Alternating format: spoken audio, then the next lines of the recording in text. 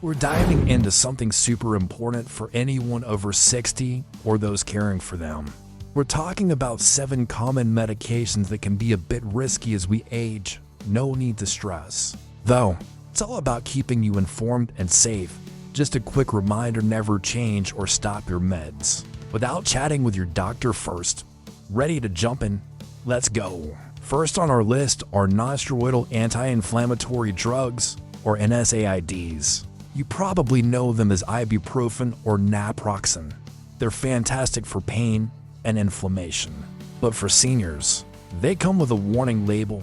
Regular, long-term use can increase the risk of stomach ulcers and bleeding. Even more concerning for heart health is that they can raise blood pressure and increase the risk of heart attack or stroke, especially in those with existing heart conditions.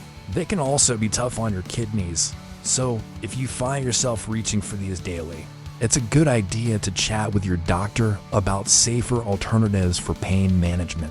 Next up, let's talk about certain types of diabetes medications, specifically sulfonylureas like glipizide or glyburide. These drugs work by helping your pancreas release more insulin, which lowers blood sugar. The problem is, they can sometimes work too well, causing hypoglycemia or dangerously low blood sugar.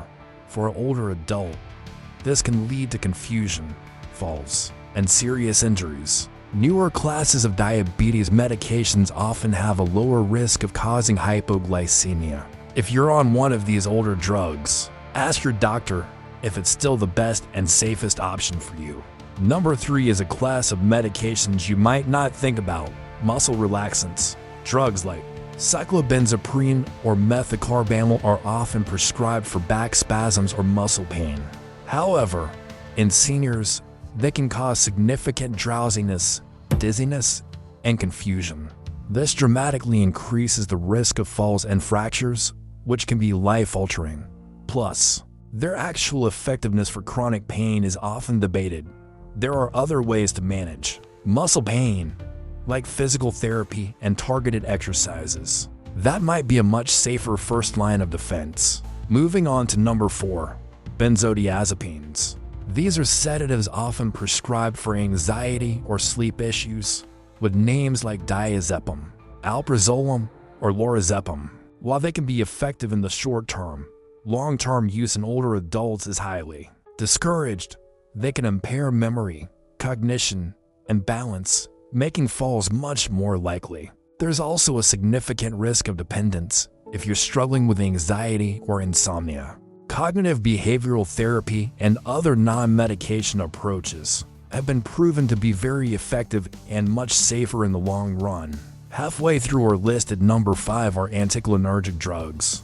This is a broad category of medications that includes some allergy medicines like diphenhydramine, overactive bladder medications, and some antidepressants. They work by blocking a chemical messenger in the brain, but this can lead to a host of side effects in seniors: dry mouth, constipation, blurred vision, and difficulty urinating. More seriously, they're strongly linked to confusion, memory loss, and an increased risk of dementia. Many of these medications are available over the counter, so it's vital to check your labels and discuss all your meds, including non-prescription ones, with your doctor or pharmacist. Number 6 is a specific heart medication, digoxin. For decades, digoxin has been used to treat heart failure and irregular heart rhythms like atrial fibrillation. It can be very effective, but it has what we call a narrow therapeutic window. This means the difference between a helpful dose and a toxic dose is very small. As we age, our kidney function often declines, making it harder to clear digoxin from our system.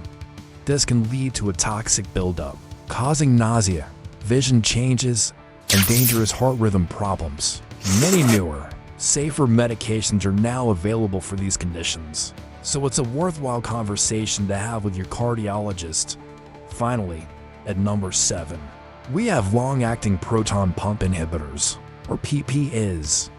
These are medications like omeprazole or pantoprazole, used to treat acid reflux and heartburn. While they provide great relief, Using them for years on end has been linked to several potential problems in older adults. These include an increased risk of bone fractures, particularly of the hip, as well as kidney problems and certain infections.